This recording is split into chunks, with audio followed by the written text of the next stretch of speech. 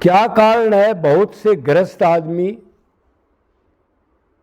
Daily माला भजन वगैरह करते हैं, भक्ति, और वैरागी भी करते हैं, कुछ टाइम कर ली भक्ति,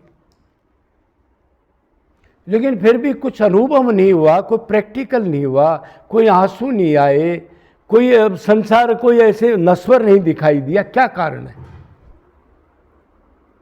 डेली भक्ति भी कर रहे हैं, माला कर रहे हैं, सुबह शाम कर रहे हैं, और कुछ कर रहे हैं, मंदिर भी जा रहे हैं, ये क्या कारण है?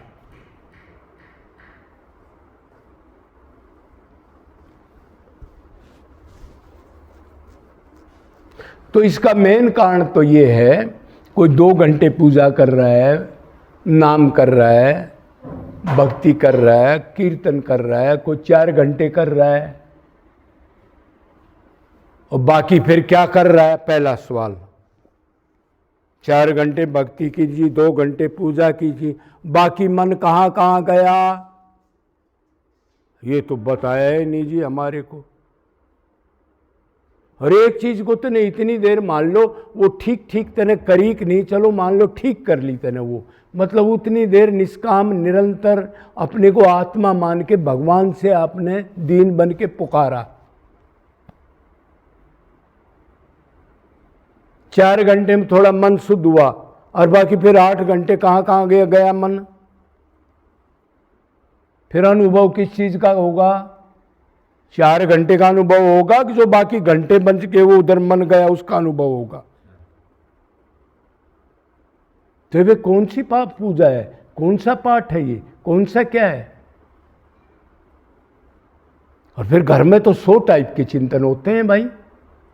कोई बीमार हो गया, कोई लॉस हो गया, किसी पड़ोसी ने कुछ कह दिया, कोई नुकसान हो गया, कभी नफा हो गया, कभी कोई तारीख आ गई, कभी पता नहीं किस टाइप का क्या पंगा होगा, कभी ड्यूटी पर जाना है, बखत से जाना है, लेट आ रहा है, तो अनुभव किस चीज का होगा?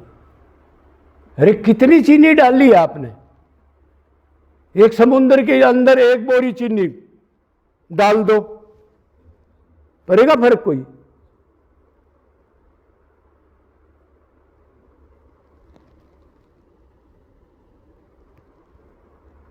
तो 1-2 घंटे भक्ति करी, वो भी पता नहीं उन्होंने प्रॉपर करी कि नहीं। अब भाई मन से निष्काम निरंतर अनन्य भाव से करी कि नहीं। आज कृष्ण की भक्ति कर रहे हैं, कर कोई बीमार हो गया और कुछ हो गया तो लड़का टोना टोटके कराने भूत प्रेत के यहाँ, तांत्रिक के यहाँ भी चले जाते हैं, फिर अनन्य कहाँ रहा? वो होता है कि नहीं ऐसा? तो अनन्य निरंतर निष्काम मान लो, पहले किसी को नहीं जानते भक्ति मन ने करनी है, और मान लो कर भी लिया तो 2 घंटे चीज ठीक करी, 10 घंटे 20 घंटे गायब कर दी, मतलब 100 रुपये कमाए और 2000 रुपये खर्च कर दिए, तो फिर वो बढ़ेगी या कर्जा होगा? उसी को लोग भक्ति मान लेते हैं, कि गुरु भी यही प्रचार कर रहे हैं, भगवान का निरंतर नाम लो, उसको साथ रखो और कर्मों को अर्पण कर दो भगवान को। तो गुरुजी अर्पण तो कर दे, कर्मों को आपने कहा है, पर मान लो तो हमने 2 घंटे भक्ति करी, शुद्ध किया मन को, और फिर कर्मों मतलब 10 घंटे पाप कर्म सोचे, तो फिर अर्पण करेंगे गुरुजी, तो कद्दे भी नहीं उतरे कि 1000 गुना फल मिलता है, भक्ति का भी, पाप का भी, पुण्य का भी। कर ले अर्पण, किसको करेगा? अरे भगवान को तो अर्पण शुद्ध चीज की जाती है ना। कूड़ा कचड़ा करोगे तो फिर 100 गुना कूड़ा कचड़ा आपको मिलेगा आगे। गुरु जी ने बता दिया, अर्पण कर दिया करो, तो कोई कर्म हो ठाकुर ने किया है, हमने किया ही नहीं। अरे ये अवस्था तो भगवत प्राप्ति के बाद की है, जब कर्ता भाव नष्ट हो जाए, अर्पण करे। पहले जब तक फल की इच्छा है तो अर्पण कर ही कौन सकता है? किसकी ताकत है जो अर्पण कर देगा?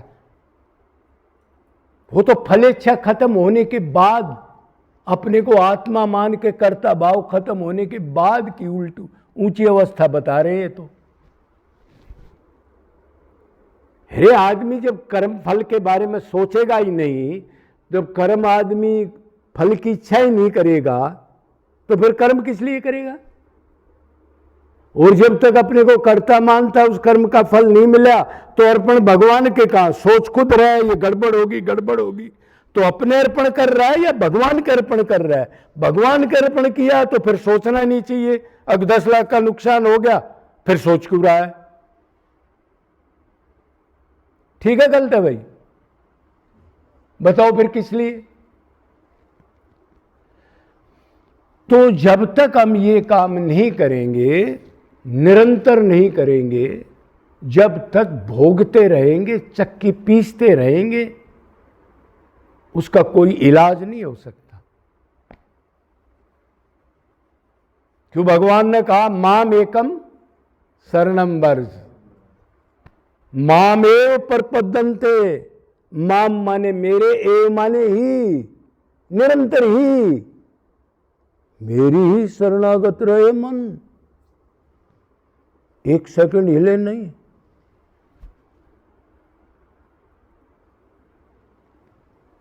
क्यों जीव नित्य दास है, और दासपना याची भक्ति प्रेम मन को करनी है तो मन को निरंतर दास रहना पड़ेगा। मन को, अब शरीर के दास है ये जो भक्ति चल रही है, मन तो पूजा में भी आउट रहता है। कौन आदमी है जो 2 घंटे पूजा संसार की करे और मन लगा दे? कोई है दुनिया में?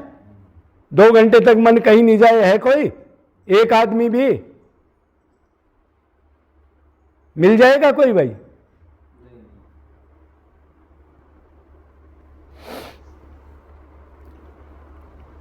तो क्योंकि जीव नित्य दास है, अब थोड़ी देर कुछ किया और बाद में परपंच में उसको डाल दिया मन को, फिर क्या होगा? लॉस ही हुआ है तो आगे कब चलेगा? अनुभव कब होगा?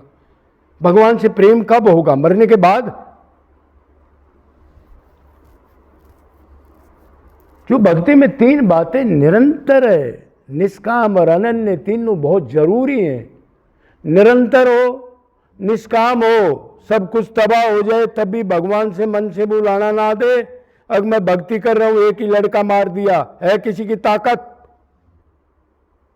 अरे भी तो साधकों, बड़े बड़े सिद्ध आदमी टूट जाते इन चीजों में।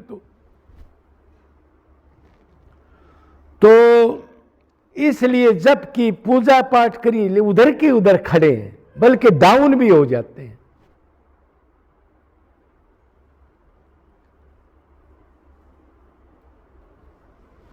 तो अनंत जन्म मिले हैं, भक्ति कभी नष्ट नहीं होती, लेकिन निरंतर मन को कभी नहीं लगा सके किसी जन्म में। एक जन्म में लगा देते तो काम हो जाता। बस वही थोड़ा कर लिया, अपने आप को भगत मान लिया, 2 भाई, हाँ जी भगत जी आ जाओ, बस भगत जी आ जाओ कह दी तो अंदर से खुश हो गया है। तो इसलिए भगवान ने कहा मैं अनन्य शरणागति से ही मिलता हूं। और जब तक धन में आसक्ति है, जब तक कोई आदमी, कर्मों को कौन अर्पण करेगा और वो भगवान को कहां चाहेगा? धन तो इतनी बुरी चीज है ना जो आदमी का सर्वनाश कर देती है। यानी शरीर के धर्म तो निभा रहे हैं, उल्टा कर्म योग कर रहे हैं। भगवान को मन देना है, इन्होंने संसार को मन दे दिया और शरीर भगवान को दे दिया। उल्टी भक्ति।